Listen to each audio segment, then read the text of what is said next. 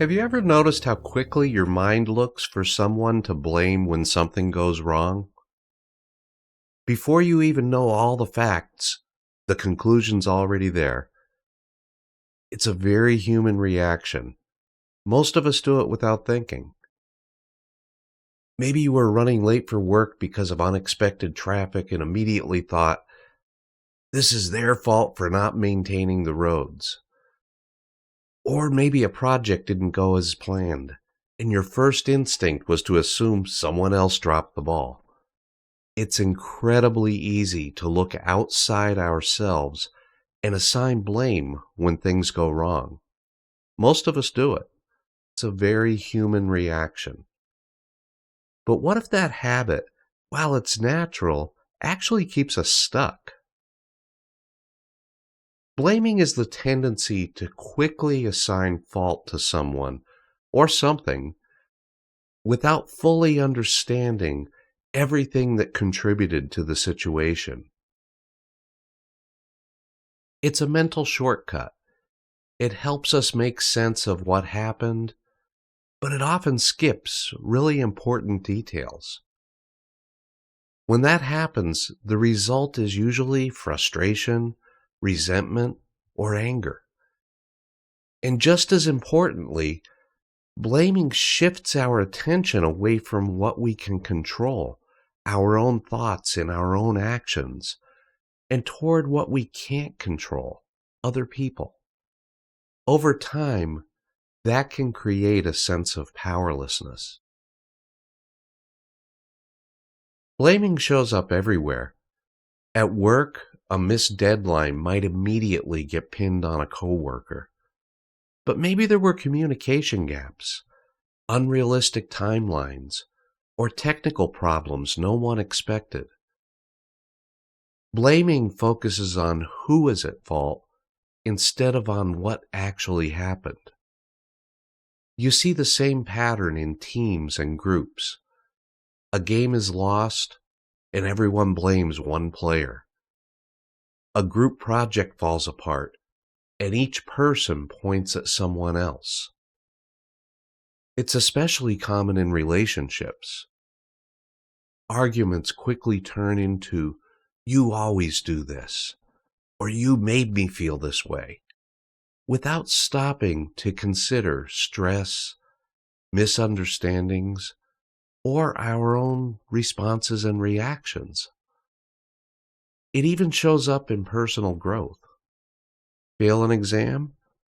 It's easy to blame the teacher, the test, or the environment. But sometimes it might be more useful to ask, was I actually prepared? Blaming isn't usually malicious. Most of the time, it's about avoiding discomfort. Taking responsibility can feel vulnerable. Blaming creates distance from feelings like guilt, shame, or inadequacy. It can also create a false sense of control. If we can identify something or someone to blame, it feels like we understand what happened. But that sense of control is really misleading. Because while we're focused on fault, we're not focused on what we can actually influence, ourselves. At its core, blaming is a form of self-protection. It shields the ego, and that's understandable. But it can also keep us stuck in frustration. The good news is that this pattern can be softened. The first step is simple. Pause before reacting. When something goes wrong, resist the urge to immediately point fingers. Take a breath. Gather information. Next, try to consider other perspectives. What might the situation look like from the other person's side? What pressures or constraints might they be dealing with? You don't have to agree with their actions. You just need to understand the context.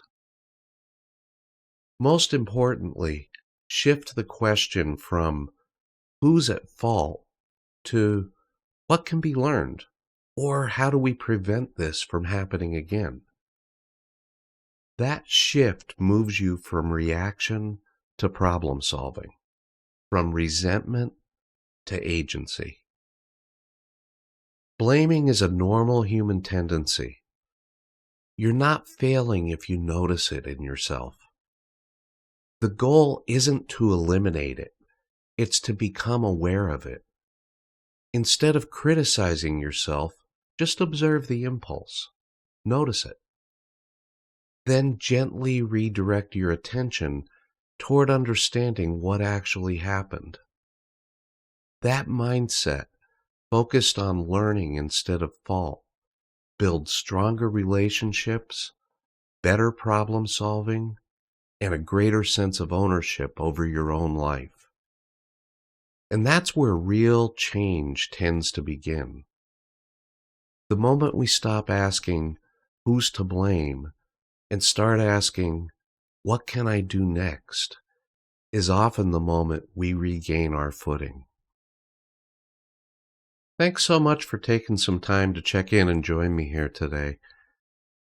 If thoughts and ideas like this connect with you and you find them useful, you'll find more content like this at Quiet Frontier. It's where I post my thoughts on mind, meaning, purpose, and connection. There's a link in the description. Thanks again for taking the time to watch. Take good care. It's funny how the changing of the seasons can make a person feel so all alone. Thoughts born yesterday seem void of reason. Pray